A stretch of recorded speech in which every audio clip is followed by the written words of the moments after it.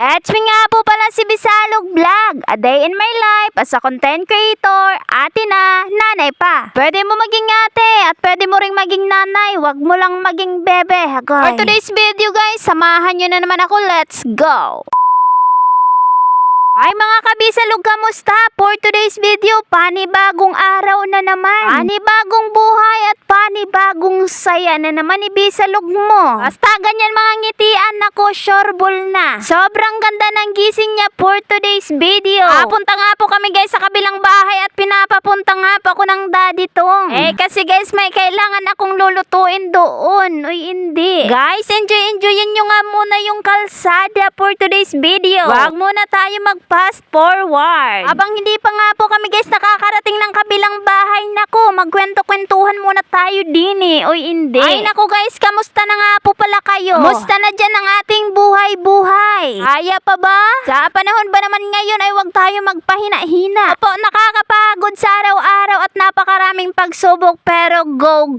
Laban pa rin. Kaya natin to, tiwala lang sa Diyos at magpatuloy tayo sa buhay. Salamat nga po pala sa mga solid followers and supporters ko dyan. Kamusta na nga po pala kayo? Oras nga po dyan guys ay mag-aalas 8 pa lang, pero sobra na talagang init. Bang iba na talaga guys ang panahon kaysa sa unang panahon. Naku, dati halos alas 9 mo pa mararamdaman noon yung init. Ay ngayon, yung parang pagsikat ng araw, init na talaga. Ay naku guys, halos magwa 1 week na nga po ako na hindi nakakapunta din sa kabilang bahay. Ano ba naman ang pinagkakabisihan ng ate mo, Bisalog? Alam nyo naman guys, ay umulan ng umulan, diba? Halos 2 araw guys. Alam nyo naman guys, ay may mga pasok yung mga kabataan, kaya bese-bese talaga tayo. Halos guys, sa kusina pa lang talaga ubos na ang ating oras, tapos maglalaba pa tayo. O, diba kay bilis-bilis pa man din ang oras sa panahon ngayon. Uy, hindi, parang minamadali na ang aking edad. Para bang anong una, 18 pa lang ako, tapos ngayon malapit ako mag 22. O, diba kay bilis-bilis ng panahon, parang kailan lang talaga. Buti na lang talaga hindi ako nakisabay sa kay bilis ng panahon. Hindi ko talaga binadali yung aking pag-love life. Uy, hindi. Parang napapaiba naman tayo ng topic for today's video guys. Ay totoo naman, diba? Naaliw-aliw ko lang talaga kayo guys habang hindi pa tayo nakakarating ng bahay. Yun yung totoo. O, diba, inaaliw-aliw lang daw, pero kung saan-saan talaga napupunta ang ating topic. Ay naku guys, sa araw na to hindi talaga maputik ang aming dadaanan. Alam nyo naman guys, sa tuwing pupunta talaga ko dinin ako, parang taniman talaga ari ng palayan. Anong palayan? Palay pala guys. O, nandito naman to si Esther. Alam nyo naman kung saan pupunta ang ating nanay niya ay nandun din. Ay parang natatanaw na natin yung katotohanan kung saan ang ating destinasyon. Malapit na malapit talaga tayo guys for today's video, kaya wala nang kwentuhan na magaganap o hindi. At paso na nga po tayo guys, at kita nyo naman po at nakarating na nga po kami sa aming munting kubo na sinira ng upong hanggang ngayon hindi pa talaga nakabangon. Balang araw ipapakita ko sa inyo kung paano to babangon. O diba may pag-asa pa talaga ang pagkadapa niya, may pagbangon pala. At paso na nga po tayo guys, at pagkarating ko nga po ng bahay, at ito naman si Bunso agad yung pinuntahan ko.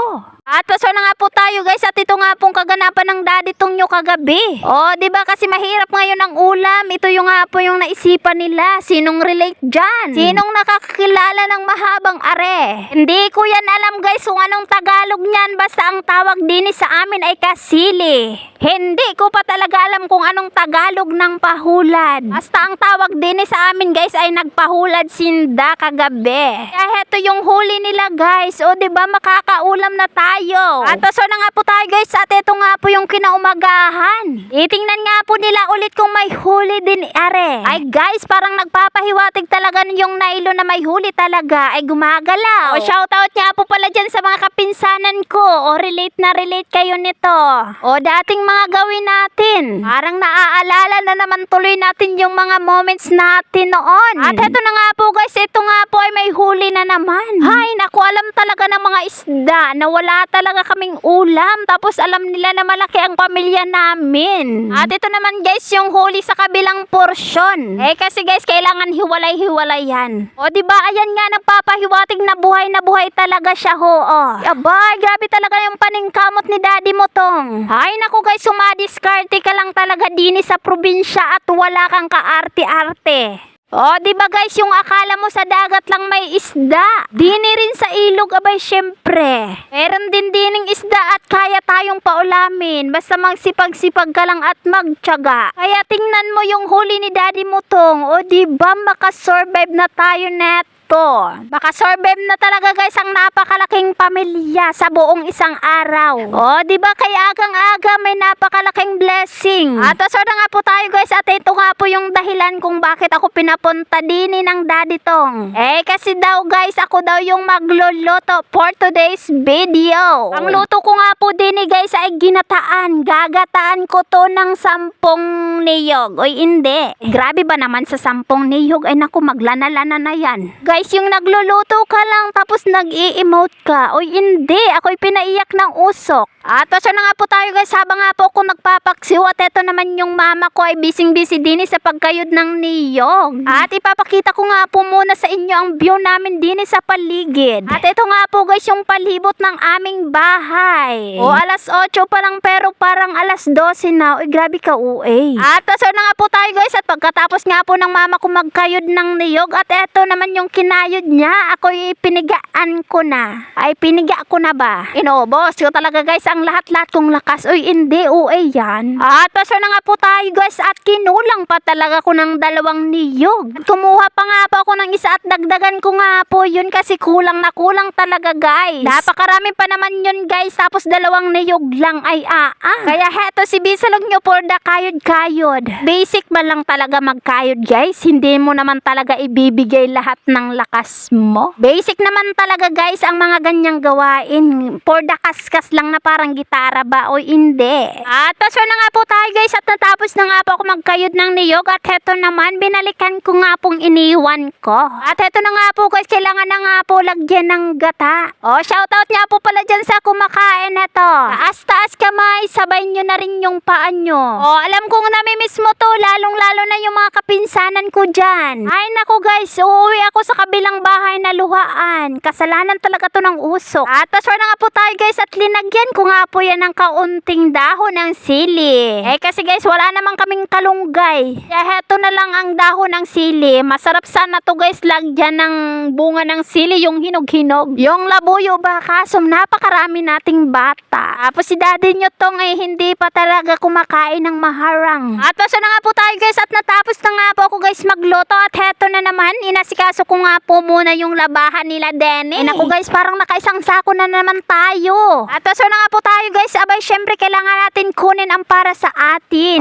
Diba parang mapapasarap na naman ang ating kain for today's video. Kung kumakain ka nito ay punta ka lang sa bahay. Ay naku wag mong tagalan baka umaubos na. At syempre guys pauwi na nga po kami. Masayang masaya naman ang Esther niyo. Nakita niya naman kasi guys yung kapatid niya.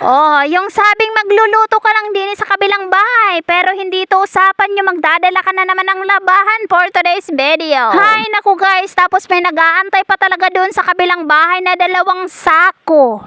Diba sobrang tanghali na talaga yung paglalaba ko pero guys doon na lang talaga ako sa bahay maglalaba. At so na nga po tayo guys at pagkarating ko talaga sa bahay guys hindi na talaga ako guys ligoy-ligoy pa at heto nagluto na nga po ako kasi malapit na talagang mag alas 10 ng umaga. Baka mamaya magsidatingan na naman yung ating mga kababayan. Tapos wala silang makain ako lago tayo at heto nga po guys sunod-sunod na talaga tong trabaho ko for today's video. Kasi guys kanina ay sinabihan nga po ko ng kapatid ko na pinapapunta nga po ko ng daddy tong nyo. Hindi pa talaga ako guys nakapaglinis. Kaya heto tayo ngayon nako napapalaban na naman tayo na para bang time-lapse.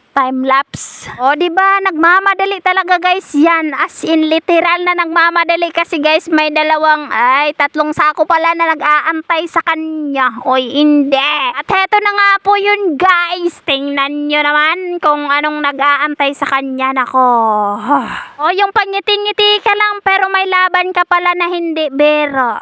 Kayo ba naman guys, mas marami ngayon ang puti kung lalabhan. Pero guys, abay syempre, wag na tayo mag-aksaya pa ng oras, kundi simulan na natin ang ating laban para matapos na agad. Alam nyo naman guys, marami pa tayong gagawin tapos mamaya darating na yung ating mga kababayan, ating mga aki na galing sa eskwelahan. Sa oras na to, wala talaga kung inaaksayang oras. Hindi aking pang minamadali. Pero guys, wait lang, kain muna tayo. Baka mamaya ay makita na lang tayo na nandyan na sa banyo ay tulog na kasi wala pang kain. Siyempre guys, pagkatapos ko nga pong kumain na ba, siyempre binalikan ko nga po yung iniwan ko. Ay sa panahon ba naman ngayon ay kulang na talaga guys ang oras. Kailangan mo na talagang habulin pa. Hindi pwede na ikaw yung hinahabol ng oras, kundi ikaw talagang humabol sa oras. Kasi kung magpahina-hina ka talaga guys, ay nako, hindi ko alam kung may magagawa ka pa talaga sa buong isang araw. Ay nako, pag ikaw talaga ay gumalaw-galaw nako, samahan mo talaga ng kunting bilis-bilis naman dyan. Makisama ka talaga ngayon sa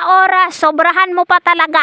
Sana nga po guys ay makabili na nga po kami ng washing, ay sayang naman yung kuryente natin. Kasi ngayon guys, yung maselco natin ay hindi tinutupak. Kailangan ko talaga guys bumili ng washing. Kayo ba naman, maawa naman kayo, araw-araw may isang sakong nilalabhan. At so na nga po tayo guys, at dini na nga po ako sa ilog nagbanlaw. Kasi guys sa bahay ay kunti lang talaga yung tubig, tapos mas gusto ko talaga dini magbanlaw. Lalong-lalo na nga po guys, basta mga pantalon. Kaya hanggang dito na lang po muna guys, at ako'y magpapaalam na muna pansamantala lamang. Salamat nga po pala guys sa patuloy na pagsuporta kay Bisalog Vlog. At salamat na din po guys yung nakaabot ka dini sa video na to. At ako nga po guys, si Bisalog Vlog na nagsasabing ingat po kayo palagi kahit saan man kayo sulok ng mundo. Salamat nga po palagi guys sa sulit nyo na suporta kay Bisalog Vlog. Thank you for watching. God bless you all. Bye bye. Love you. Bye bye guys.